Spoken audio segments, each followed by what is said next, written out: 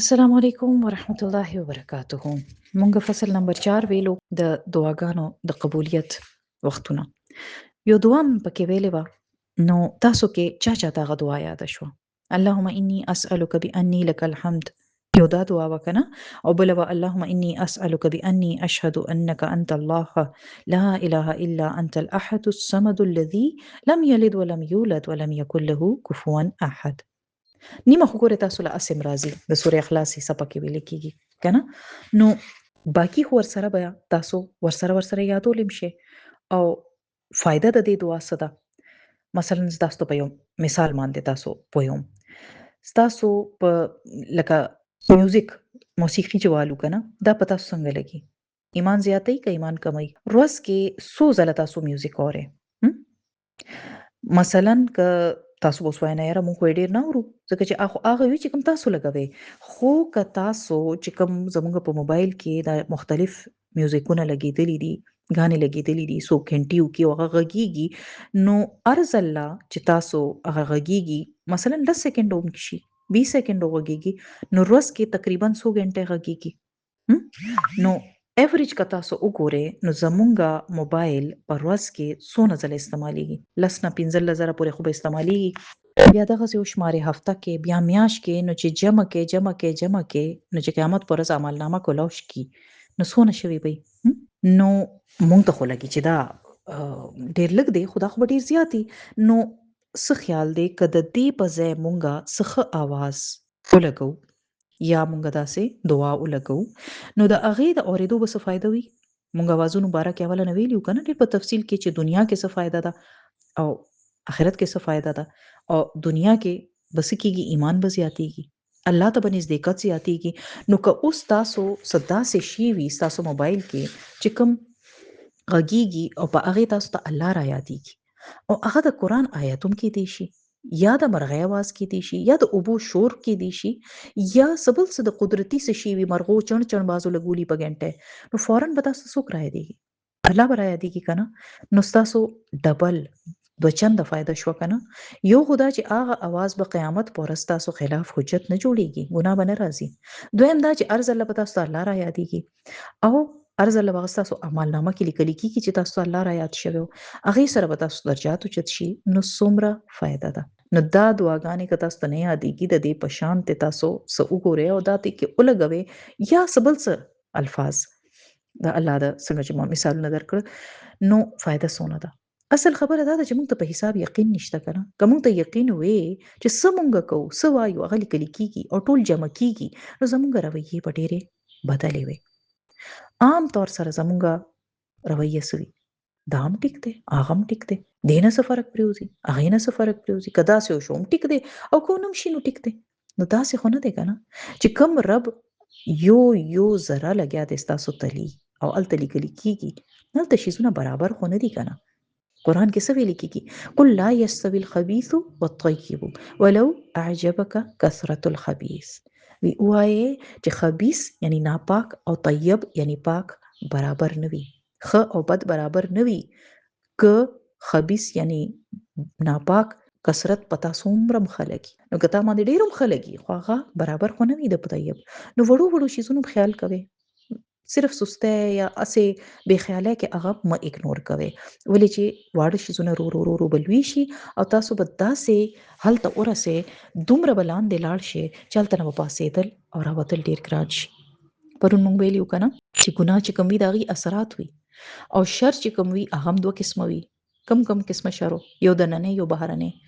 او شر کې بیا 4 قسمه کوم: من شر ما خلق، من شر غاسق اذا وقب، ومن شر النفاثات في العقد، او ومن شر حاسد اذا حسد. دغه وکنه 4 قسمه شر. او بیا مونږه دا هم ویلیو چې د انسان د ناجوړه کېدو سبب چې وي هغې دپاره د انسان د ایمان کمزوري دپاره هم 4 قسمه شرونه دي، او د نني څه شیزونه دي؟ ګناه، او د ګناه چې کوم اثرات په زړه وي. د ګناه اثر په زړه څه وي؟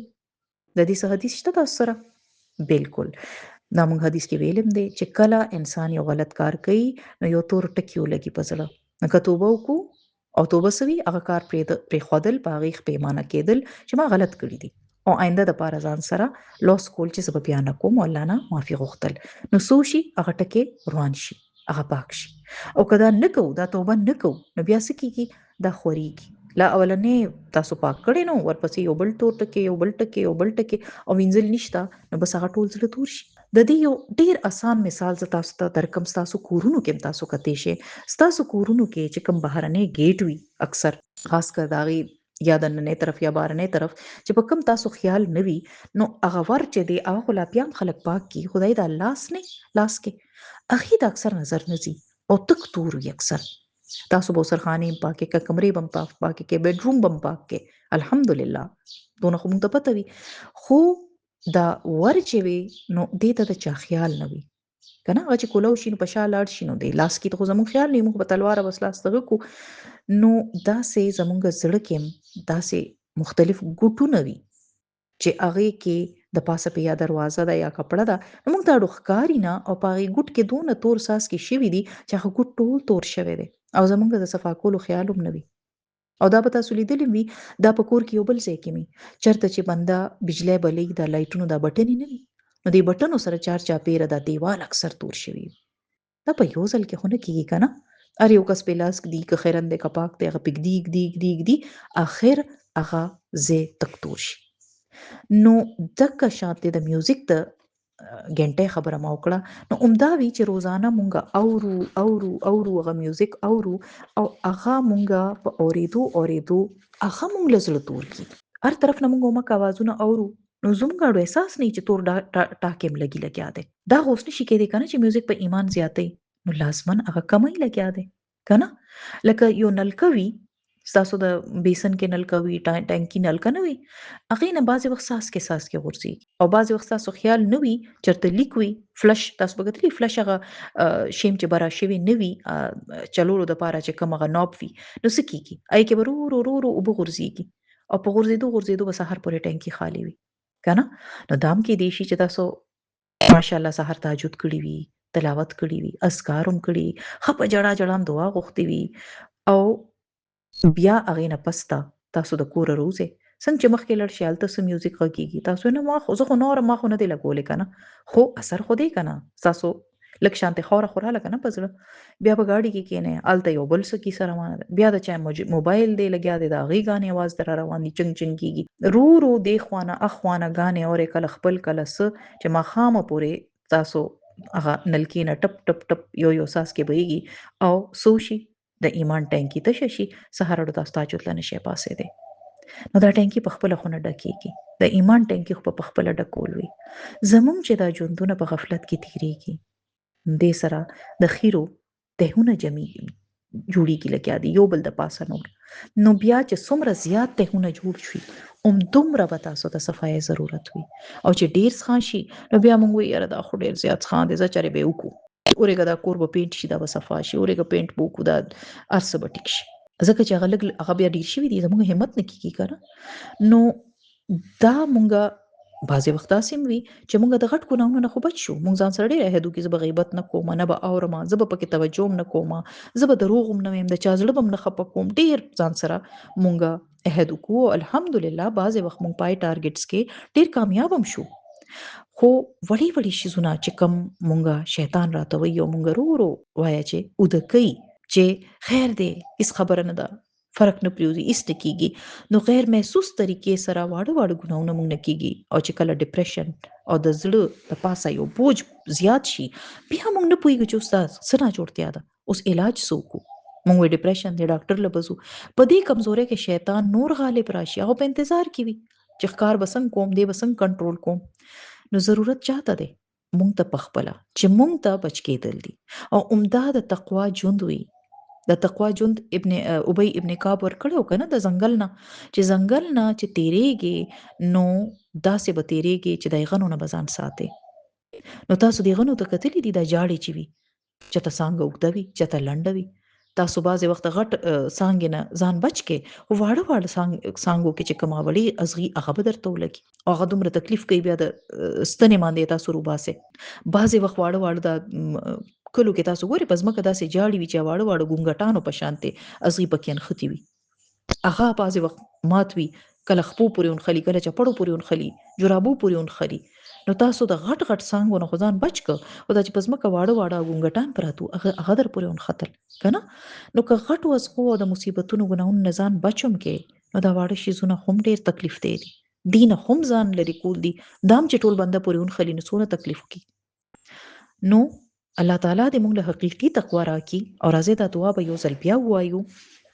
اللهم إني أسألك بأني أشهد أنك أنت الله لا إله إلا أنت الأحد الصمد الذي لم يلد ولم يولد ولم يكن له كفوا أحد. اللهم إني أسألك لا إله إلا أنت المنان بديع السماوات والأرض يا ذا الجلال والإكرام يا حي يا قيوم. نو ځان له دعا غواړئ، که بهرنی شر وي که دننی شر وي، د ټولو نه پناه ووایئ. او راځئ چې مخکې روان شو. صفحه نمبر 43 حضرت سعد بن وقاص فرمایلی دي چې رسول الله صلی الله علیه وسلم ارشاد فرمایلی و دعوت ذی الظنون دعوت ذی النون إذا دعا وهو في بطن الحوت لا إله إلا أنت سبحانك إني كنت من الظالمين إنه لم يدع بها مسلم في شيء قط إلا استجاب الله له. سیدنا ذنون د مئی والا یعنی د یونس علی السلام خبره کیږي چې هغه چې کله په د مئی په ګډه کې کوم دعا کړې و هغه دا لا اله الا انت سبحانك اني كنت من الظالمين. سوره انبیاء کې دی. نو چې کوم مسلمان څه خبره د پارم دا دعا وکړه الله تعالی دا دعا قبول کړه. او دا صحیح حدیث دی چې کله پریشان یې، کله خفقان کې، غم کې، مصیبت کې یو څو ځله دا دعا وایي. اول سوا لک سره ویل ضروری نه دي. دا موږ په ځان په خپله بوجه چولې دی. دې مارې وایو او څنګه چې شروع کې وی کنه چې د زړه نه به وایو الها سره به وایو نو سوا لک زره خو ستاسو زړه حاضر نه وي کنه. نو ویل چې څو ځله وایي چې زړه حاضر وي او الله تعالی طرف ته توجه وي نو یو څو ځله ویل بم کافي شي. 3 ځله وایي، 2 ځله وایي، ټیک ده کنه. بیا چې سم دعا ده زړه مراد دی هغه غواړي. نو بیا مخکې حضرت سعد روایت کوي چې رسول الله صلی الله علیه وسلم فرمایلیو الا اخبركم بشيء اذا نزل برجل منكم امر مهم فدعا به يفرح الله عنه دعاء ذي النون. زه تاسو داسې شی نه خو چې کله پتا څه مشکل وخت راشي، څه مشکل درپیښ شي نو دا دعا وکي نو الله تعالی به د هغه مشکل آسان کی.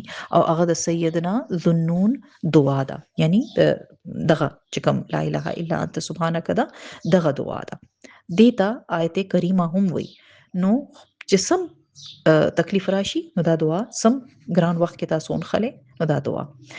بیا دغه سیدنا سعد بیانې چې رسول الله صلی الله علیه وسلم فرمایلیو چې دا دعا چې وا چاته تاسو کو چې یا رسول الله هل کان لیونس خاصه، دا دعا د حضرت یونس علی السلام له خاص و یعنی صرف مغه د پاره دا خبره ده چې دا دعا یو کړم قبول شو.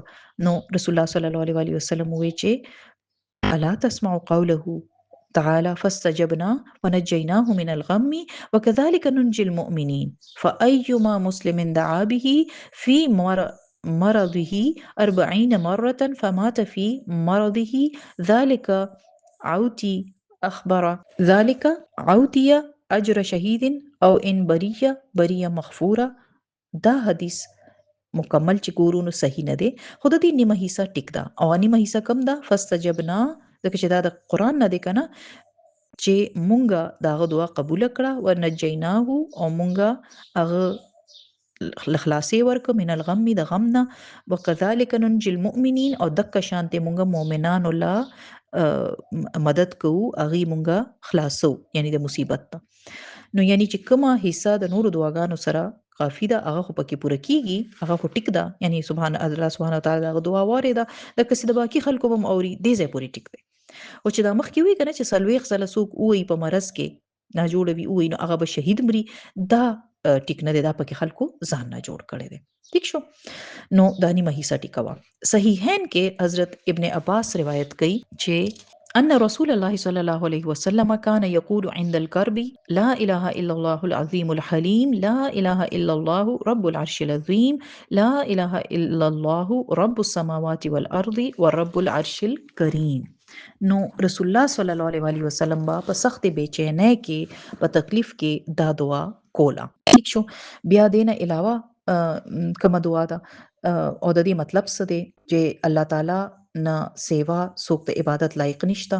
الله ډیر اوچتوالی والا دی، العظیم دی، ډیر اوچت دی، الحلیم دی، تحمل والا دی، څوک د عبادت لایق نه دی سوای د الله نه، کوم چې رب العرش العظیم دی، د اوچت عرش مالک دی، او د الله نه سیوا څوک معبود نشته، هغه اسمانونو او د ځمکې رب دی او رب العرش الکریم دی. ٹھیک شو. نو مدد به څوک کوي؟ هغه به مدد کوي. تاسو چې چېرې بېچینه شئ، په تکلیف کې یې، نو څه کوئ؟ عموما موږ څه کوو؟ زه چاته به ټلیفون وکړم، یو څو خبرې به مې وشي، اړه به مې ښه شي، یا موږ وجاړو، یا موږ بل چاته بد رد ویل شروع کړو په ژړا ژړا چې د فلاني د لاسه دا ما سره وشو، یا خامخا په بچو باندې د زور باسو، یو راوله یو ته ته څه له شور کې پړکتي وباسو، د چا نه غوږ راښکو، دغه کوو که نه؟ او یا بیا چې څوک خبره راته وکړي نو په بدتمیزۍ ورته جواب ورکړو چې څه چل دی، نو او بل کس خبر هم نه وي چې مسله څه ده. کله مونږ کار ټیک نه کوو، نو دې مصیبت نه مونږ ښه بیا که دې مصیبت نه مونږ نه روزو، نو بیا آخر کې مونږ څه وکړو؟ د خوب ګولۍ وخورو او بیا به وایو چې زه خو ډېر پریشان یم، بس زما خو په سر ډېر بوج دی. چا سره خبره نه کوو، بعضې وخت چې دی نو څوک خبره کوي نو ورته وایو بس خبرې راسره مه کوه، خبرې راسره مه کوه، نور خلک پریشانه. بعضې خلک ځان ته ګانې ولګوي، میوزیک ولګوي، بعضې خو دیمه که شراب څښل شروع کړي، بعضې څوک حرام کار شروع کړي، نشه کوي چې زه دا تکلیف ایر کړمه، دا نفس خپل اوده کړمه. بعضې خلک څه کوي؟ عبادت ټوکم کړي، دواړو غوښتل پرېږدي، یعنې هر الټه کار شروع کړي او نه کوي نو څه کوم چې کول پکار دي. بعضې وخت سړي سګرټ څښل شروع کړي، شیزونه ولي، دروازې دغه کوي، بعضې وخت ښځو باندې راکېږدي، نو قسمه قسم ریاکشنز وي چې کوم مونږ سره خوند نه کوي. یو بنده مومن سره هغه خوند نه کوي، نو مونږ ته څه کول پکار دي؟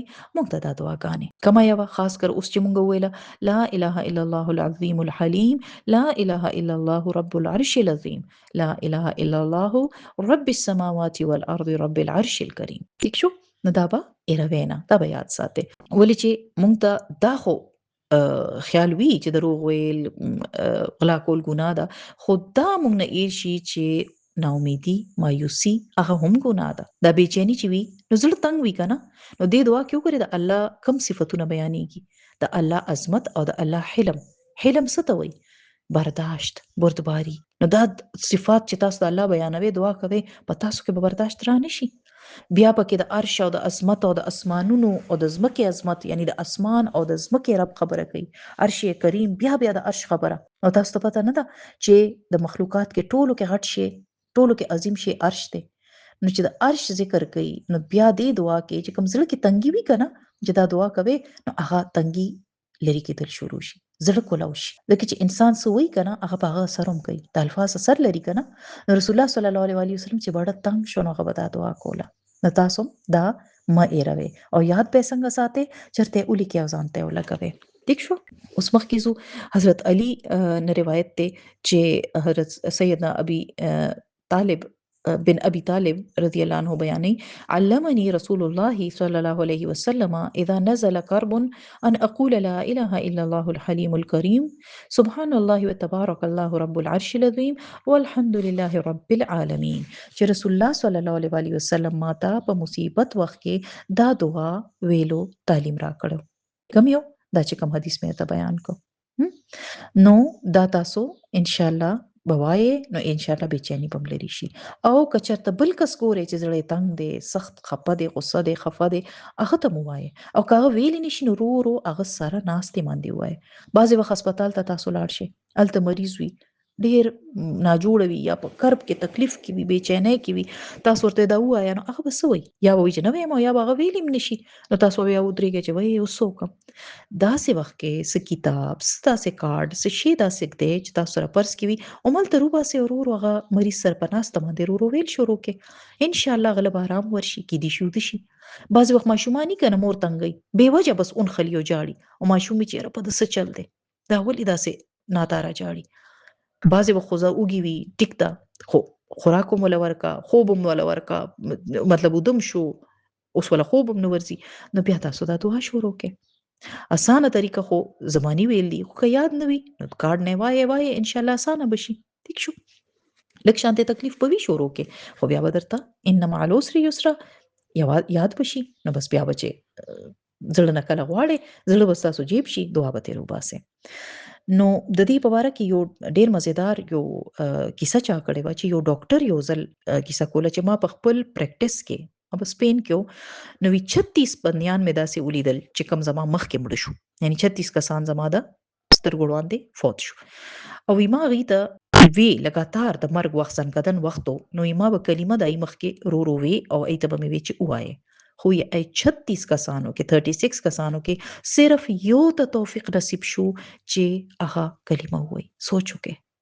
بیا یې نه پس ته ما یو سټډي وکړه، یو ریسرچ مې وکړو، او ما بلاشي انټرویوز داسې وکړو، خلکو نه مې تپوسونه وکړل او هغې ته مې وویل چې که زه تاسو ته یو څو د ګانو د سندرو بول واورومه نو تاسو به هغه مکمل کړئ. نو وایي چې ما به داسې د سندرې لږه غوندې کیسه وویله، زر به یې لاس اوچت کړل او خلکو به هغه ګانې مکمل کړې، سندرې به یې مکمل کړې. بیا به ما ورته ویم ښځه د قرآن څه آیت وویمه نو تاسو به هغه مکمل کړئ، نو سوای د یو یا د دوه نه چا به هغه پوره کولی نه شو، ایله به نه ورتلل. نو چې کله مونږه کوم شي ته عادت نه یو نو مرګ وخت کې به هغه مونږ ته وړاندې نه راځي، مونږ ته به مکه شي مخې ته راځي چې کوم ته مونږ عادت یو. نو نن چې کوم مونږ وخت ضایع کوو، دا وخت دا لمحې یو یو لحظه چې مونږه ځان نه بالکل بیکاره شیزونو کې معمولي ګڼو، دا به سبا له ډېر اهم شي او بیا به واپس راوتلو وخت نه وي. او دا دعا دا ذکر یا که نستعين کې هم شاید لیکلي د کتاب نه مغستې شي. نن سبا خو موبایل دی، ګوګل دی، بس پای کې وکې هر ځای نه تاسو ته دا شیزونه ملاویږي. نو مخکې دعا ده سیدنا عبدالله بن مسعود بیانوي چې رسول الله صلی الله علیه وسلم ارشاد کړو ما اصاب احدا قدت هم ولا حزن فقال اللهم إني عبدك ابن أمتك ناصيتي بيدك ماض في حكمك عدل في قضائك أسألك اللهم بكل اسم هو لك سميت به نفسك أو علمته أحدا من خلقك أو أنزلته في كتابك أو استأثرت به في علم الغيب عندك أن تجعل القرآن ربيع قلبي ونور صدري وجلاء حزني وذهاب همي وغمي إلا أذهب الله همه وحزنه أو أبدله مكانه فرجا. نو دا سوی چې کله چاته څه مصیبت یا تکلیف ورسي او هغه دا دعا ووایي نو الله به دغه مصیبت دغه غم ضرور لري کی یا د هغې په ځای به هغه له د څه بل ځای نه خوشحالي ورکي. او د دعا ترجمه څه ده؟ ای الله زه ستا بنده یم، ستا د بنده زوی یم، ستا د بندې زوی یم، زما بندې ستا په لاس کې دی، ستا حق زما په حق کې ستا حکم جاری دی، زما په حق کې ستا فیصله عین انصاف ده. ای الله زه تا نه غواړم، زه تا نه د دې نوم د برکت نه کوم چې خاص د ستا ذات دی تا نازل کړی دی په خپل کتاب کې یا تا ښودلی دی چاته په خپل مخلوق کې چې څوک تا خوښ کړل یا تا هغه علم الغیب کې پټ ساتلی دی تا سره نږدو، یعنی د الله هغه نومونو د برکته. نو زه تا ته دا دعا کوم چې ته څوکه قرآن زما د زړه سپرلی کا، زما د سینې نور کا او زما د غمونو د لرې کولو سبب کا، زما د فکر لرې کولو سبب کا. نو بهتره خدا ده چې قرآن چې تاسو وایي یا د خپل کلاس نه پاسې نو پاسېدو کې که زبانی درته یادي ورسره ووایي یا سهار چې تاسو تلاوت کوئ هغه وخت کې دا دعا وکړئ نو ان شاء الله ډیپریشن به تاسو ته نږدې هم نه راځي. وی چاته تاسو کو چې یا رسول الله صلی الله علیه وسلم دا مونږ په یاد نکو نو رسول الله صلی الله علیه وسلم ورته وی بل ينبغي لمن سمعها ان يتعلمها، بلکې چې څوک هم دا دعا اوري هغه ته پکار دی چې یاد کړي، یعنی صرف صحابه د پاره نه و بلکې مونږ ټول لوا مونږ اوس وارده کنه پکار دي چې مونږ یاد کو. او حضرت ابن مسعود فرمایي چې ما کرب نبی من الانبیاء الا استغاث بالتسبیح، چې انبیا کې کم پیغمبر تم چې کلم سبېچینی او شواړې تنگ شو هغه د تسبیح یعنی سبحان الله په ذریعہ الله ته فریاد وکړو. چا فریاد وکړو؟ انبیا او الله ته او سیوی سبحان الله. سوره الحجر کې راځي کنه ولقد نعلم انك يضيق صدرك بما يقولون فسبح بحمد ربك وكن من الساجدين وعبد ربك واعبد ربك حتى يأتيك اليقين. نو دې کې سوي چې موږ ته معلوم دی چې تاسو د خلکو خبرو نه په وجه تاسو زړه تنگ شي، خاص کر چې کله خلک بنده تنګي. بعضې والا خلک ډیر نیگیټیو ذهن والا وي، دای په خبرو کې هم طنز وي، ټکونه کوي او خبرې کوي داسې وي لکه چې غشي ولي در باندې. نو ځان باره کې هم سوچ کول پکار دي چې چېرته زه خو په خپلو خبرو چاته تکلیف نه رسوم. خو چې کله ستاسو زړه تنګېږي د چا په خبرو په وجه نو څه وکړئ فسبح باسم ربک العظیم. ټیک شو؟ د خپل رب نوم سره د هغه تسبیح وکړئ. فورا سبحان الله وبحمده سبحان الله العظیم. بعضې وخت ګورئ تاسو د چا خوله نشئ بندولی، تاسو کمزورې وی. هغې معامله کې بعضې وخت تاسو فتنې نه شر نه بچ کېدو دپاره صرف تاسو وایئ چې زه بس دې خبره کوي زه به یې واورم، ټیک ده. نو صرف خاموشه اورېدل نه، هغې وخت کې پټ په خپل زړه کې تسبیح کول شروع کړئ. دې کې وي که نه ما قرب نبي من نبي الانبیاء چې دا د هر نبي نسخه ده. یو نبي داسې نه و چې چاته تکلیف نه رسېدلی او تکلیف سره هغه تسبیح سره فریاد نه کړی. او کتاب المجابین، مجابین څه مطلب چا چې دعاګانې قبليږي. نو کتاب المجابین کې ابن الدنیا ابن ابي الدنيا حسن بصري سره هغه سلسله دعا کې دا قصه بیان کړې ده چې انصار صحابیانو کې یو صحابي ابو معلق، عین د پاسه د عین دی ورسره نه معلق دی، غین پکې نشته. دا صحابي یو ډیر غټ تاجر او د بس کول خپل مال به د نورو نه به پیسې غستې پاغې به تجارت کولو. بعضی خلک کنه بل د پاره بزنس کوي دا انویسټمنټ د بلی. ډیر عبادت گزار او پرهیزګار یو ځل وی سفر کې روانو چې یو ډاکو په ورغی. پتا سو ورغلی دی چې ډاکو الحمدلله مونږ ته پته هم نه وي چې ډاکو لاس وایسته. خو بعضې وخت داسې کیدی خوشي که نه چې په سړک روان یې یکدم یو کس رامنډه کي پرس ته نه والي او تښتي یا څه بلا مخکې نه رستونه راتلی خوشي که نه نو ده ته ډاکو پې ورغی. ډاکو ورته وایي چې څه در سره دلته کېده او زه تا قتل کوم. ابو مالک انصاري ورته وایي چې ته ما قتل کول غواړې، ولې چې که ته مال غواړې نو دا مال واله او ما پرېږده. ډاکو ورته وایي چې مال خو اوس ډېرو زما دا ته څه وایې لکه خو به زه علم خو زه به تا قتل کوم هم. ابو مالک انصاري ورته وایي چې ښه ته ما پرېښودی نه شي نو دونه مهلت راکړه چې زه 4 رکعته لمونځ وکړم. ډاکو ورته وایي چې ښه څونه لمونځ چې کول غواړې وکړه. ابو معلق انصاري چهاردام وکړو، 4 رکعته لمونځ یې وکړو. لمونځ په اخري سجده کې وی هغه دا دعا وکړه یا ودود یا ذا العرش المجید یا فعال لما تريد اسألك بعزك الذي لا يرام بمللك الذي لا يضام وبنورك الذي ملأ أركان عرشك أن تكفيني شر هذا اللص يا مغيث أغثني يا مغيث أغثني يا مغيث أغثني. نو سوچو کې الته ډاکو ورغلی دی، د ډاکو مخامخ ورته ولاړ دی او دی الله تعالی څنګه کوم نوم سره رابلي، اے مینه کوونکې. دونه خو به ګمان وکړه نه د الله په باره کې چې الله ما سره مینه کوي. نو اے مینه کوونکې، اے د شاندار عرش مالک، اے د خپل ارادې سره هر څه کوونکې، زه تا نه سوال کوم ستا د عزت واسطه در کوم، تاله زه ستا د عزت واسطه در کوم چې کم ته څوک رسېدی نه شي، ستا د ملکیت واسطه در کوم چې کم په لاره کې څه راتلی نه شي، تا ته زه ستا د نور واسطه در کوم چې کم نه ستا د عرش 4 واړه ګوټه رڼا دي او ما د دې غل د شر نه بچ کا. اے د فریاد اوریدونکې زما مدد وکا، اے فریاد اوریدونکې زما مدد وکا.